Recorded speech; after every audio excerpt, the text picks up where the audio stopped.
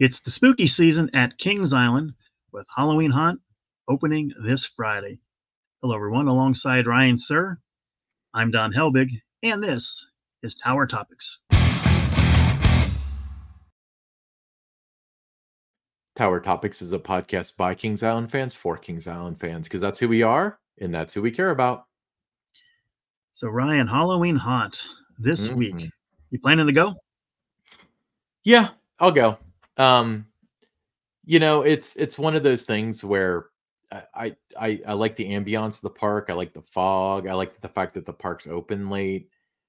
There's a lot of upside to it. Yeah, there's a We've lot to aired our like about it. You're grievances. right.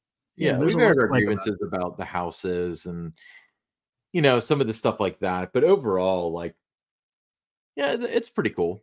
Yeah. Yeah, so it's really, for Kings Island, it's been since 2000 that they've been doing these Halloween events. Kind of the scary version of it. Started as Fear Fest. Now Halloween Hunt was upgraded to that in 2007. Maybe a little softer now. We talked about that. Mhm. Nothing really new this year, but still, something that you just mentioned that people get excited about this time of the year, and they have different reasons why they like going to the park during the haunt season. So yeah, I'm glad it's that time of the year again. Yeah. Now you mentioned there are a few new things this year. And the one that's the most glaring, obviously, is the new Scare Zone Hooked. Um, and it'll be very interesting to see how this compares to the old Shipwrecked one that was in Action Zone. I don't know if it's going to be the same thing, or it sounds like the same theme, but I don't know how many of those props they still have. I imagine once they don't use them, they're gone because they don't have that much storage. So No, maybe I they'll be mean, this on the will be kind top. of cool. Pirates always works, when they've done different. There's been several different pirate type Halloween scare zones, mazes that they've done, and people like pirates. It'll work. Everybody loves pirates. I like how the for those of you watching on YouTube, like the line for the H for hooked looks like a hook.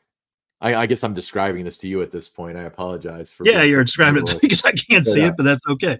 no, Um, it looks kind of like a hook, and there's a lot of like the K wraps down like a hook. So the sign is super creative. I think that's so neat that they have like such resources that they can make stuff like this like in yeah. house. I think that's really neat. Um, Now this but is located like when you come into the park, it's going to be to the left as you're going down toward like Kings Island Theater and into Action Zone, correct? That is my understanding as well. Now, there was another announcement, and this is actually kind of exciting because I really like this for Winterfest, but they are adding the interactive lanterns. So it says carry, they're going to be available on the 20th. So they're not available for order yet or anything like that. But carry your interactive lantern around Halloween Haunt to activate spooky features throughout the park. Lantern cannot be used in mazes or other indoor locations. Oh, that's weird. That's like part of the description. But yeah, so we saw the bubble wands with Winterfest. And Yeah, that those was were that cool. was fine, but I don't know how much this is gonna be, what this is gonna be all about. But I know the one for Knott's Berry Farm was so impressive that a friend of mine went to Knott's Scary Farm and they didn't want to buy the lantern because they didn't want to carry it around all day. But by the time that they were gonna leave, they were sold out. And as a Christmas gift, I found him one on eBay, and it was like $200 on eBay resold. Yeah, I mean Um, it's going to be a nice souvenir item too. I mean it helps make the event a little bit different. It's a way to experience it like you haven't before. yeah, So I'm so excited about that product. I think it'll do well. I think so too. I just hope that it does cool stuff because at Knott's, like from what I understand, they have a thing where you can interact with the lantern. You can use the lantern to interact with like a building, and the building shoots fog and stuff like that. Now, what we have seen is something like this. Now, this is the Don Quixote statue, um, and that's an activation point there. So it's hard to say what exactly this would do. This is taken by somebody that went to one of the private events while the park's closed this weekend. But Yeah. so obviously it's the RFID thing, but it's going to come down to it where for Winterfest, the touch points were like some of them were really, really neat, and some of them were very phoned in. And I'd like to think that since they had time to think about this, they've already had this technology before. They thought of really cool things to do with this because I think Hmm. it could be really neat. In fact, It'll be fun. the lanterns aren't cheap. Like, I don't know what the retail is. I want to say that the one at Knott's was like 79.99 or so. So if they're going to sell something like that, it's got to do something cool because it doesn't even shoot bubbles. So I don't know. I guess we'll do an episode on this, just like we did the bubble one. But um, yeah, that's pretty cool. You purchase it and you tell me what it's about, and we'll talk about it. Sure. But and then we got returning favorites. I know that I saw photos of Nightwalkers rehearsing. Hmm. So that's probably going to be changed up a little bit. It's not going to be the same show as last year or the year before. The nice thing about that, the bittersweet part is, year one was great. Year two, the consensus was it wasn't as good as year one, but at least it's different. And a lot of that is because this is contracted talent. So it's a lot of plug and play where it's not going to be identical from one year to the next. So they won't Right. necessarily have the same availability from one to the next. But they do have Ghouls Gone Wild coming back in the Fest House. I haven't seen that. That was one of the best, one of the best fall shows that they've ever done was Ghouls Gone Wild. It had the recognizable, songs. So some great, great songs in there. I know that they'll cast it well. They always do for their shows, especially, in the fall. So I was excited when I saw that Ghouls Gone Wild was coming back. Yeah. And for a lot of guests, it's going to be new because, it's been several years, so they haven't seen it before. So it's refreshing. Monster Rock was good, but it was time for something fresh in the Fest House. Yeah, and that's been a theme of Kings Island throughout history is they find a good thing and they run it into the ground.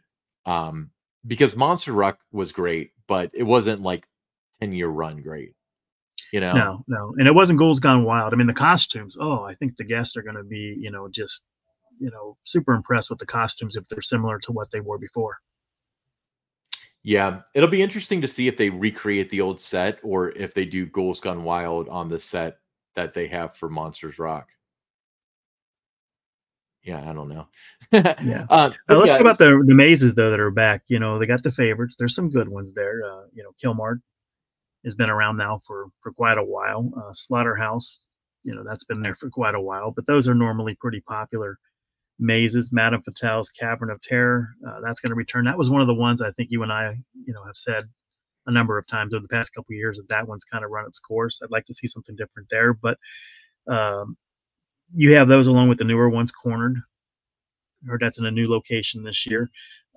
Alien Abyss and Hotel Saint Michel. Hotel Saint Michel, it's pretty immersive. Maze, pretty long, a lot of different rooms.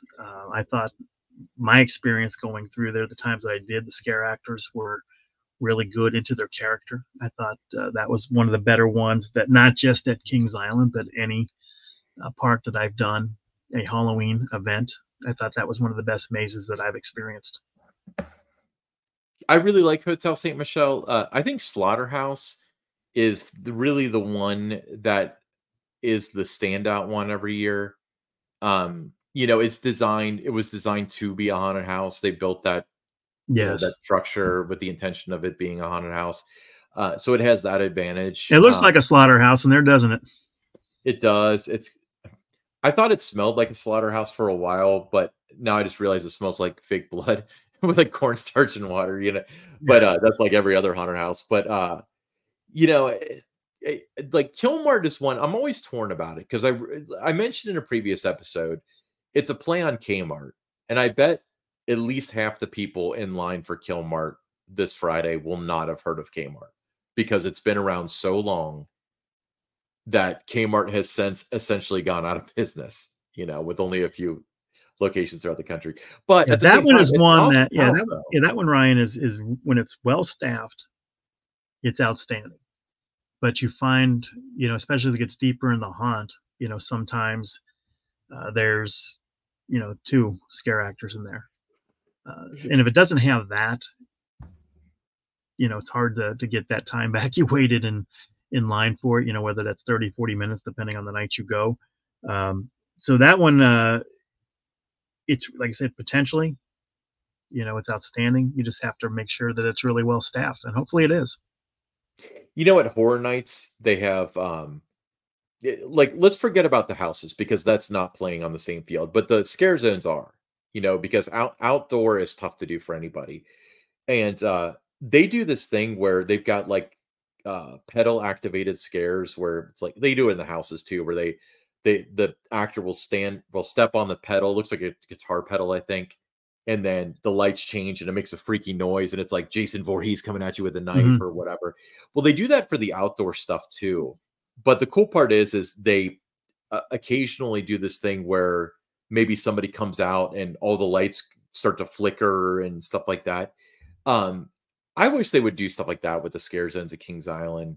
I know that they have the talent and the knowledge to do that, and they have the stuff to do it too. I think it's just a matter of inspiration. So I hope to see some like really cool stuff with the scare zones because I think in a lot of ways the scare zones are probably as important, if not more, than the houses Yeah. because it's like Well, this is one of the things, the Six Flags merger, I think that, I was most excited about was just how well the Six Flags parks do the Halloween season.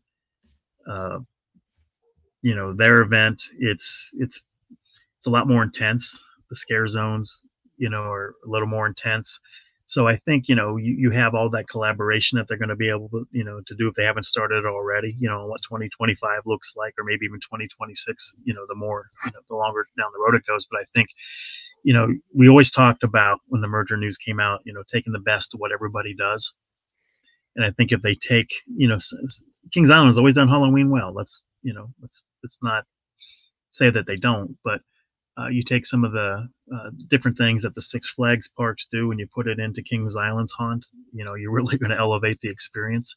And it's not going to cost a ton of money to do that either. So it's just a matter of, getting a little more creative, deciding you want it to be a little bit more intense and, just doing it that way. yeah, I think that the major upgrades that would cost money but are necessary is they need a signature show. They had Hot Blooded for a long time. They got rid of Hot Blooded. Nightwalkers is fun. It really is a great show, but I don't see that as something that would still be around in 10 years. No, Hot You know, Blooded was that one, you're looking for an identity, with different events. You're talking about haunt. What's the identity? Is it the intensity and, that's really scary? No.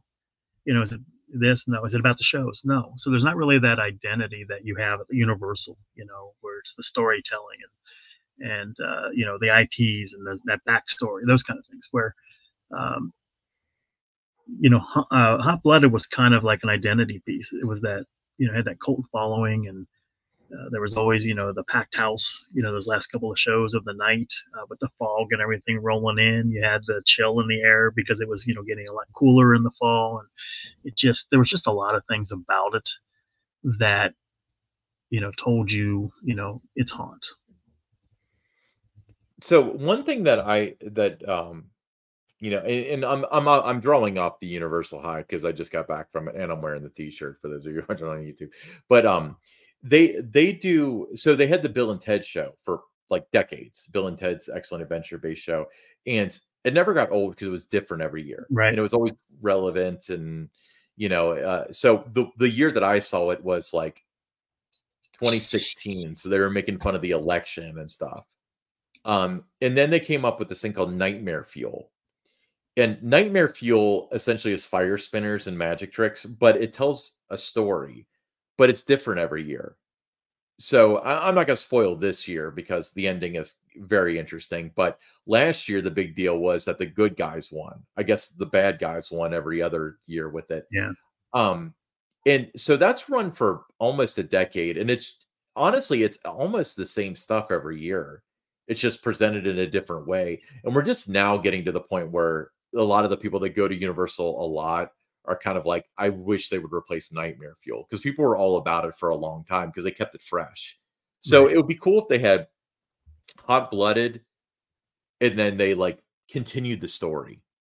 They put different characters in there. Think like Beetlejuice, Beetlejuice. I just saw that last There night, you so go. that's on my Oh, you know, let's talk about so the night rides that they have there yeah. too. It's not just about the the mazes and the scare zones. You've got some of the best night rides in the entire industry. We're talking about the Beast, Mystic Timbers, Diamondback. I think one of the most underrated night rides at Kings Island, Adventure Express. So it's really a great opportunity to get in rides after dark. And as everyone's doing a lot of the experiencing the mazes and the scare zones and that the wait time oftentimes is very minimal for those night rides. Yeah, I mean, so some of your highlights, your Beasts and your Diamondbacks and stuff can get lengthy, but it's a great opportunity to hop on that Adventure Express at night if you haven't yet, or the Bat. Like The some bat. some of the ones that are sleeper hits are just way fun. Plus, I've noticed that Kings Island, no matter what time it closes, starts to die down 2 hours beforehand. So, like during the regular season, like people start to leave around 8. So for Haunt, it seems like 10:30 or so now that they close at midnight. Um, it just isn't that bad. No, So and let's give a tip out there too. If you're considering going to Halloween Haunt and you're looking, should I go Friday? Should I go Saturday? If you're just looking for Haunt, you're not wanting to be there during the daytime. Uh, go on Friday nights because there's a lot less bodies in the way. With high school football being as big as it is in the greater Cincinnati area, those are the nights that the crowds are going to be the lightest. So take advantage of that. In that way, you get to really experience more of the event in the 6 hours that you're there than you would on a Saturday. well, and that's not to mention they're open Sundays as well. So you can technically do all day. I don't think they're open as late. I think they're open till like 10. 7 on a Sunday they're open. Oh, you mean when they do the haunt? Yeah, when they do There's three Haunt. Sundays. Yeah, there's 3 Sundays. Yeah, they're open to like 10. Yeah, so it's not as long of an experience, but it's definitely you'll almost certainly be able to do Yeah, I think all there's the what, three of Halloween those stuff. Sundays. Yeah, it usually starts in October. I'm gonna pull up the website now, and I always Yeah, feel a so couple years unprepared. ago, I did it on the Sunday, and I came up after the Bengal game, got there around 6:30, Mhm. and I got 9 rides on the Beast, from 6:30 to 10 o'clock. So it's a great time to ride if you're, that's what your purpose is.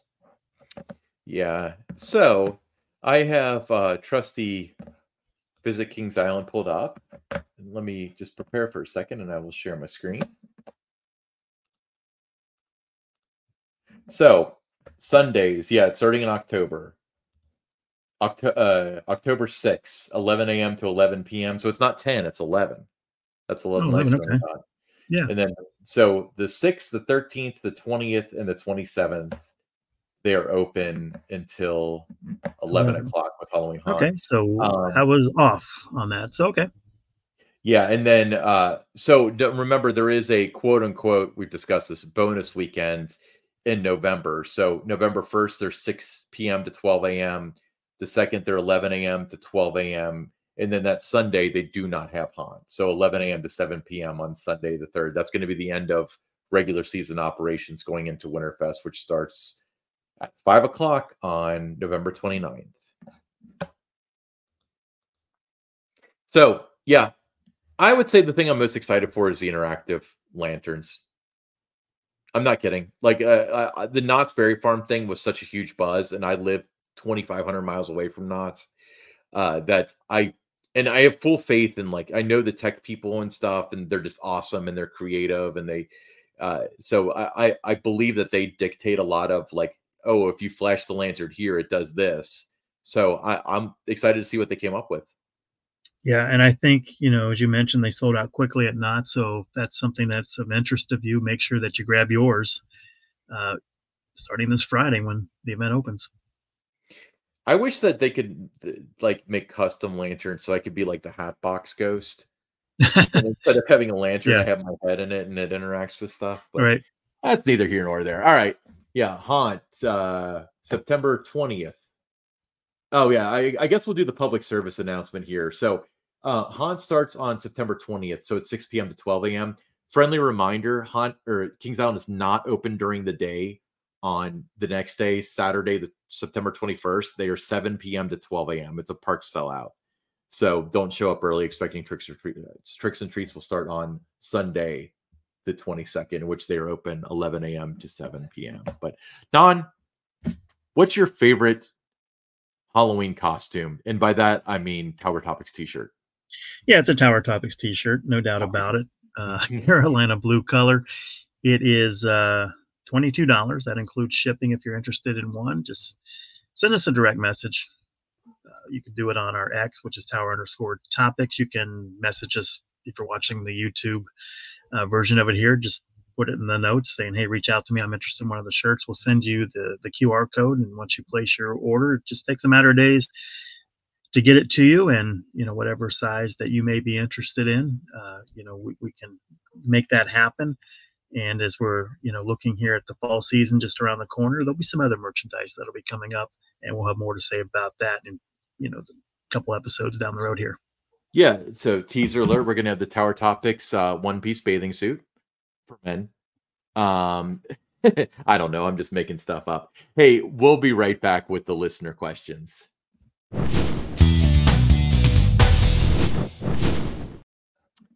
Okay. First listener question.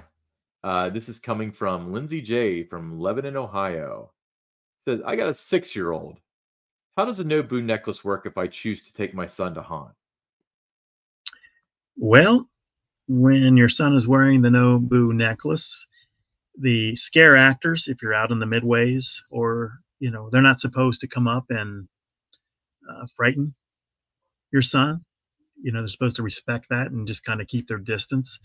So it works for that. Now, it does not work, if you take your son through the mazes, it's not valid through the mazes, not supposed to be. But just, walking around the park, it kind of puts you in what we'll call a safe zone by having the Nobu necklace. It's a nice souvenir item too. Yeah. I remember when they first came out, it was like they had something that said Nobu on it, and it sold out like in a fraction of a second. And then they weren't prepared for something like that. And then every like week, it seemed like they had a different light up thing that was the Nobu of the week. Now they're a collector's item. They change every year now. Yeah, but it's one of the most popular items that Kings Island sells, and there's those that a lot of detractors about Nobu, saying it ruins the event, and to a degree, yeah.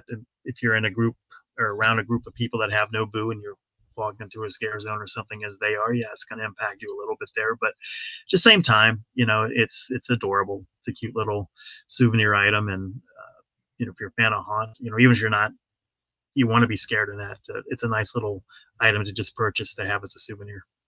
Yeah, and I believe that the standing rule is that it does not work in the houses. Right. Please don't wear it in the houses if because I believe that the scare actors simply won't scare the group if somebody's wearing a Nobu. No. So you're just ruining the experience for everybody else. So either you want to be scared or you don't. But my wish with the Nobu is that they would just clarify where it's like, we're still going to scare people. If you're wearing this, we won't target you. So it's not like I'm wearing a Nobu and you're not, and they won't target either of us because we're walking together. They'll still get up in your face and stuff. You know what I mean? I think that's the intention. But obviously, with the Karens of the world today, if I'm wearing a Nobu and you're not, and they come up and scare you, what's to say that I didn't say, the guy in the pumpkin mask scared me, but I bought this Nobu. That was $17.99 or whatever the price is. Anyway, next listener question. Bob S. from Milford, Ohio. Enjoy the show, guys. My question is, can I use my dining plan at the Haunt and Tricks and Treats events? Yes, you can. What do you? I read this question. Not for those specialty items, unless otherwise noted.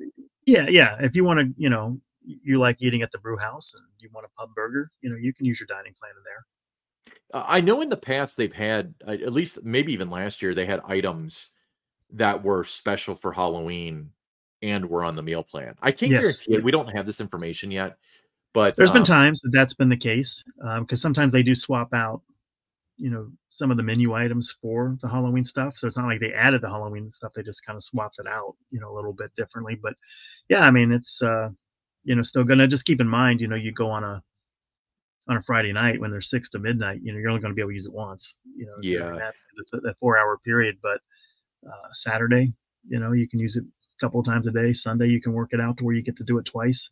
So yeah, it's still valid during the Halloween season. Now, tell me I'm remembering this wrong, but I'm pretty sure that in like 2014, when they introduced the meal plans, they were advertised as being good through Labor Day, and then they pulled back about halfway through the season, saying like, "No, we're good through the end of the season." Am I remembering that incorrectly? There were some different changes with that as they were trying to, implement it, figure out what worked, what didn't work, how many people had it, and how we're going to accommodate, everybody coming up to the, and that's why you saw some different, reconfigurations of some of the queues in that, like Skyline, for instance, how that's now different. We used to have the different windows and there was like five different lines, whatever it was. Now there's basically one, line that you kind of go through. So it just kind of took some time to reconfigure that and see how that was going to work back in 2014 when that first came out. They did a lot of toying with it because they were one of the first, to my knowledge. I don't think any of the legacy Six Flags parks had it. Yeah, one of the first to do it. Well, the first year it was 2 hours between meals. And then the second year, if you recall, they said your first meal had to be between like 11 and 1, and then the second one's after 5 or something. And before the season started, they changed it to 4 hours between meals. Yeah, 4 hours. Yeah, because there was just too many complaints about that, that I bought this and I'm not going to be able to get value out of it. So you got to make it where there's value for the purchaser. So I think that is a good system, where it is 4 hours between meals. So say you eat at noon, your next one's ready to go 4 or 5 o'clock. You're going to eat lunch, you're going to eat dinner. So I mean, you're covered there. You're going to have to open your wallet if you want, some snacks in between or something. So it's all right. But oh my gosh, I mean, this year, I mean, that has been a tremendous value for me with the dining plan. I always thought it looked good. It looked like there was good value. And when you're working for the park, you're talking about, you're marketing, you're promoting it, but you're not really using it yourself. But to put myself, back in the guest mode and to be able to have that, that was just a tremendous value, I think, of, when I was going to the park, the culinary experience, because I got to try things I wouldn't have tried if I didn't have the dining plan. So I'll take a chance on, what was it, the shrimp thing at the French Corner. Yeah, that was awesome. I like shrimp and stuff, but I might not have been willing to just buy it if I was just going to buy a regular meal. I would have got something that I knew what I was getting. So it allowed me to experiment more and just really broaden my horizons on what Kings Island had to offer. So if you're on the fence and you're thinking about getting the dining plan, absolutely do it. You will not regret it. Yeah, I've noticed that a lot of people that I've talked to that have, and most people that have a gold pass have the dining plan, but at least I talk to. I don't have the numbers in front of me, but I feel like most of the people that aren't like I feel like as I've gotten older, I've encountered more people that it's like they buy the pass, like, oh, we thought we were going to go a lot, but we only went once or whatever. And that's probably just something that happens as life progresses. But a lot of people have bought passes and then they're like, we're not going to use a dining plan. Like it's not worth it to us. And then for next year, they're like, yeah, we're totally getting the dining plan. All right. Actually, we got a third listener question. Gary N. from Villa Hills, Kentucky. What excites each of you most about the fall season at Kings Island? Ryan, for me, he's talking about the fall season, not particular events there. For me, it is seeing the change of seasons at the park, riding the KI and Miami Valley Railroad and just seeing, the leaves, falling and changing, that fall foliage. And there's just, just some beautiful photos in the fall. So that for me is what most excites me, is just the change of the season and being able to just, just see how beautiful the park looks, in September and October. I like the environment during Haunt. I like the lighting they do and the decor they do and stuff like that. I really like the park being open late too. I'm a big fan of like when they used to do the midnight closes and stuff, where it's, it's like, especially during the summer when it's so hot during the day and then 9:30 or so, the sun goes down and it's like, oh, this is great. Let's go rides. Oh, we got to go home. And then when they have midnight closes, you get a couple hours in there where you like have a comfortable temperature and continue to ride and stuff like that. I noticed that during the COVID year too, 2020 is like you had to wear the masks and stuff. and like it was this is probably a bias thing because wearing the mask was kind of hot, but that was Hmm. like the hottest summer ever. And I remember like around 7, the sun was kind of like behind the buildings and stuff. And it's like, oh, this isn't so bad, but it was time to leave because the park was open 11 to 7 every day, Right. you know? So the So longer hours, I mean, there's a lot to be said about that too. yeah, I'm a fan of the food items too. I like trying that stuff out. Um, The I hope treats, they the do a pastries. tasting card. Or, Yeah, all the different pastries that are in the sweet spot. That's always fun to check out too. I've heard rumors of one that I love coming back. More on this later. All Okay. right. Hey, I'm Ryan Sir along with Don Helbig, and this is Tower Topics.